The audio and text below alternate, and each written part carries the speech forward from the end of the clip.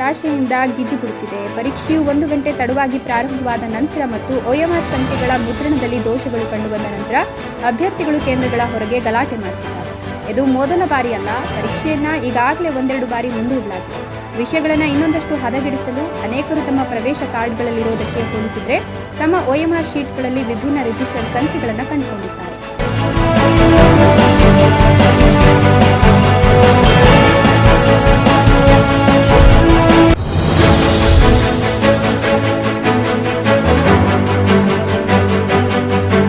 ಒಡಿಶಾದಲ್ಲಿ ಭೀಕರ ರಸ್ತೆ ಅಪಘಾತ ಸಂಭವಿಸಿದೆ. ಕೋರಾಪುಟ್ ಜಿಲ್ಲೆಯ ಬೋಯಿಪರಿಗುಡ ಪೊಲೀಸ್ ವ್ಯಾಪ್ತಿಯ ಶಕುಂತಲಾ ಘಾಟ್ನಲ್ಲಿ ಯಾತ್ರಾರ್ಥಿಗಳನ್ನು ಹೊತ್ತೊಯ್ಯುತ್ತಿದ್ದ ಬಸ್ ನಿಯಂತ್ರಣ ತಪ್ಪಿ ಪಲ್ಟಿಯಾಗಿದೆ.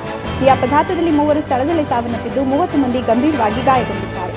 ಇನ್ನು ಸ್ಥಳಕ್ಕಾಗಮಿಸಿದ ಪೊಲೀಸರು ಗಾಯಾಳುಗಳನ್ನು ಚಿಕಿತ್ಸೆಗಾಗಿ ಸರ್ಕಾರಿ ಆಸ್ಪತ್ರೆಗೆ ರವಾನಿಸಿದ್ದಾರೆ. ಇದೇ ವೇಳೆ ಆ ರಾಜ್ಯದ ಸಿಎಂ ಮೋಹನ್ ಚರಣ್ ಮಜಿನವೀನ್ ಪಟ್ನಾಯಕ್ ಅವರು ಪ್ರತಿ ಸಂತ್ರಸ್ತ ಕುಟುಂಬಕ್ಕೆ 2 ಲಕ್ಷ ರೂಪಾಯಿ ಪರಿಹಾರ ಘೋಷಿಸಿದ್ದಾರೆ.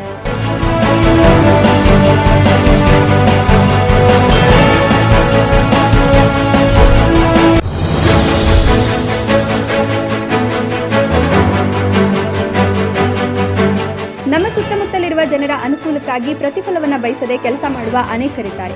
ಅವರಲ್ಲಿ ಒಬ್ಬರು ಬೆಂಗಳೂರಿನ HSR ಲೇಔಟ್ನ ನಿವಾಸವಿರುವ 83 ವಯಸ್ಸಿನ ಸೂರ್ಯನಾರಾಯಣ್. ಇವರು ಪ್ರತಿದಿನ ಸುಮಾರು 1 ರಿಂದ 2 ಗಂಟೆಗಳ ಕಾಲ ತಮ್ಮ ಮನೆಯ ಸುತ್ತಮುತ್ತಲಿನ ಬೀದಿಯನ್ನು ಸ್ವಚ್ಛಗೊಳಿಸುತ್ತಾರೆ. BBMPಯಲ್ಲಿನ ಪರಿಸರದ ಸ್ವಚ್ಛತೆಯ ಬಗ್ಗೆ ಯಾವುದೇ ಕ್ರಮವನ್ನು ಕೈಗೊಳ್ಳದೇ ಇರುವ ಕಾರಣ ಅವರೇ ಈ ಕೆಲಸ ಮಾಡುತ್ತಿದ್ದಾರೆ. ಈ ಬಗ್ಗೆ ಬೆಂಗಳೂರು ಪೋಸ್ಟ್ 1 ಹೆಸರಿನ X ಖಾತೆಯಲ್ಲಿ ವಿಡಿಯೋ ಹಂಚಿಕೊಳ್ಳಲಾಗಿದೆ.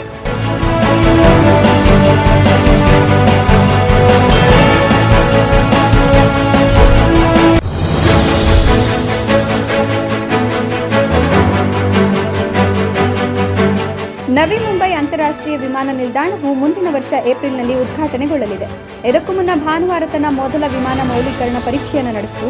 ನವಿ ಮುಂಬೈ ವಿಮಾನ ನಿಲ್ದಾಣದಲ್ಲಿ ಯಶಸ್ವಿಯಾಗಿ ಬಂದಿಳಿದ ಇಂಡಿಗೋ ಏರ್ಲೈನ್ಸ್ A320 ವಿಮಾನಕ್ಕೆ ಈ ಸಂದರ್ಭದಲ್ಲಿ 2 ಕ್ರಾಶ್ ಫೈರ್ ಟೆಂಡರ್ಗಳಿಂದ ಜಲಫಿರಂಗಿ ಸಲ್ಯೂಟ್ ನೀಡಲಾಯಿತು. ನವಿ ಮುಂಬೈ ಅಂತಾರಾಷ್ಟ್ರೀಯ ವಿಮಾನ ನಿಲ್ದಾಣವು ಏಪ್ರಿಲ್ 17ರಂದು ಉದ್ಘಾಟನೆಗೊಳ್ಳಲಿದೆ.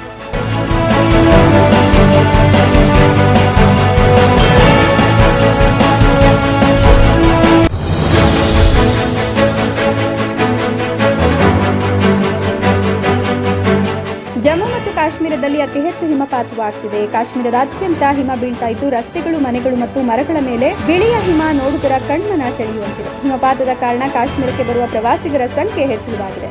ಪ್ರವಾಸಿಗರು ಹಿಮದ ನಡುವೆ ಫೋಟೋಗಳನ್ನು ತೆಗೆದುಕೊಂಡು ಸಂಭ್ರಮಿಸಿದ್ರು. ವೀಕೆಂಡ್ ಆದ್ದರಿಂದ ಪ್ರವಾಸಿಗರ ಸಂಖ್ಯೆಯೂ ಹೆಚ್ಚಾಗಿದೆ.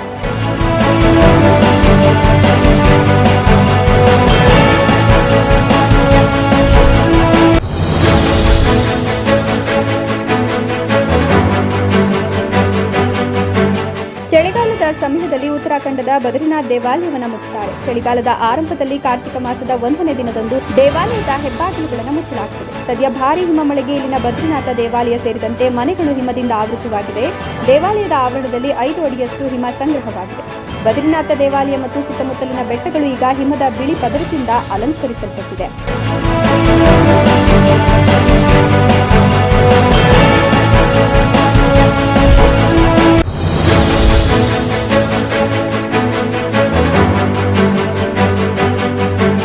ನಾರ್ವೆಯ ಓಸ್ಲೋ ಏರ್ಪೋರ್ಟ್ನಲ್ಲಿ ರಾಯಲ್ ಡಚ್ ವಿಮಾನದಲ್ಲಿ ಟೇಕ್ ಆಫ್ ಆದ ತಕ್ಷಣ ಹೈಡ್ರಾಲಿಕ್ ವೈಫಲ್ಯ ಸಂಭವಿಸಿದ ಘಟನೆ ಡಿಸೆಂಬರ್ 28ರಂದು ನಡೆದಿದೆ. ಕೂಡಲೇ ಪೈಲಟ್ ವಿಮಾನವನ್ನು 110 ಕಿಲೋಮೀಟರ್ ದೂರದಲ್ಲಿರುವ ಟೋರ್ಕ್ ವಿಮಾನ ನಿಲ್ದಾಣದಲ್ಲಿ ಸುರಕ್ಷಿತವಾಗಿ ನೆಲಕ್ಕಿಳಿಸಿದ್ದಾರೆ.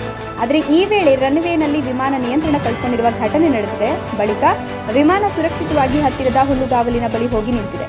ಘಟನೆಯ